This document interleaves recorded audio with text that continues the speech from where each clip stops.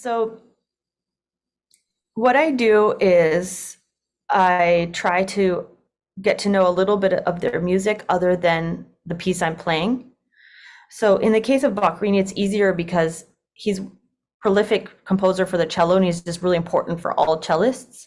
And most people know his music a little, but I actually have given a whole graduate seminar at McGill University about Boccherini. So I've read like lots of articles about him. I've read performance practice sources about music of that time. I try to become knowledgeable about his life and history and how people approach the music of that time. And then maybe I look at all the indications, markings in the score, and I try to make sure I know if it's a word, what it means, what it meant to them.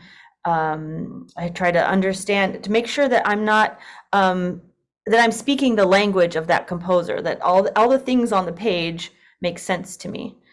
And then I try to use a lot of my experience and my knowledge of cello and performance practice and interpreting music to make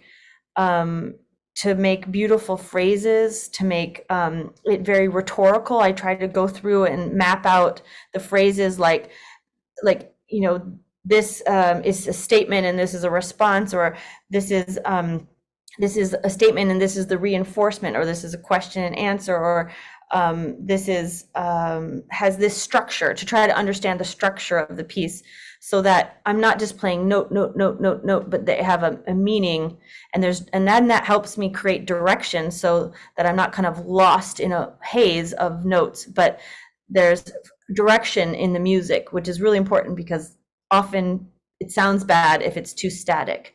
And so that's all process to try to create direction, create phrasing. And then a lot of the work is kind of, like I said, problem solving. If there's a technical difficulty, I have to go to my, try to figure out, oh, is my balance right? Or, if it's really high, do I need to aim for this note in my head? So I sort of have a plan for the biggest technical things. And with Boccherini, it's very high level difficulty. So it's some of the highest for classical cello playing, for Baroque cello. So it's going to be very demanding for my technique. And and then and sometimes I listen to recordings and see what people have done before me, and I like that too, because it's great if I can play along for memory and stuff, and just get in the whole vibe of the whole piece. So that's part of the process too.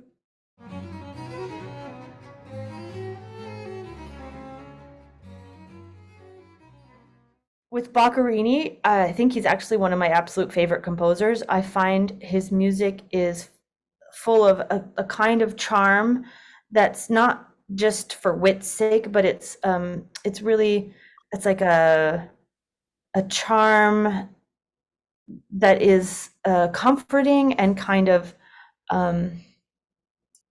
it's like both familiar and surprising at the same time. So it seems so natural, like it comes from nature itself, these beautiful melodies that must have existed for all time, like just coming from the spinning of the stars. And yet I feel I'm never bored. I'm always surprised and sort of delighted by what he comes up with. And I also really like his music because he was a cellist, and even though things are very demanding, they all fit in the hand that he's giving you. It's like he's talking to you through the music. He's shift here, and then this is under the hand here, and it all sort of makes sense. So I don't have to fight my instincts with his music, and that's sort of satisfying as well. And then I also think that his music is incredibly sensual, and it comes from the body, and it comes from the feeling of playing the instrument. And so probably because he was such a good cellist, and like I feel like I can be in my body even more when I play his music, which is one of the pleasures of playing an instrument, So what else? Okay, so Sammartini, I don't have the same kind of like deep lifelong connection. Like I'm not going to teach a course about Sammartini. Maybe I would teach a course about music in Milan or Lombardy or something, but it's not that individual mind that I'm not fallen in love with that mind. But I really admire his work, and I like the piece because it's has a lot of arpeggios, and it's very violinistic. It's just like violin music, but I play it on the cello, so it lets me show off or have a different kind of flashiness or like virtuosity that I don't normally do, because people put cello in a certain hole or something or box.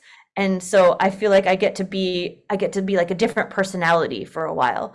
Like the kind of violin side of string playing gets to be on show, and it's very flashy, and it's real, but very charming with all these chords. And then the second movement I find very touching. It's a quite nice movement, just beautiful moments. And he was an educator, and he also was a freelance violinist, and he like was the head of like 7 different churches or something, and he had an orchestra, and he was super busy. And I kind of just admire his role in history, because he was the teacher. He taught Mozart for a while, he taught Gluck, he had Boccherini in his orchestra.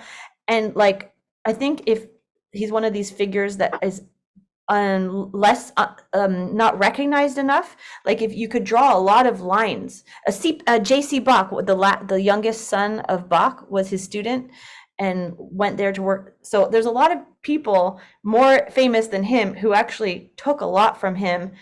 And so I sometimes think, well, why don't we try playing his music? And it turns out it's really great. It's just some people have just stayed famous and some people less famous. So that's part of one of my life projects, is to sort of be a force for helping the rest of the world appreciate composers and musicians who were incredibly important when they were alive, but are just a little bit forgotten now, and I don't think deserve to be. So I hope that makes sense. I've been talking a long time. Yeah. No, it's really good. It's helping people hear this beautiful music that they normally would.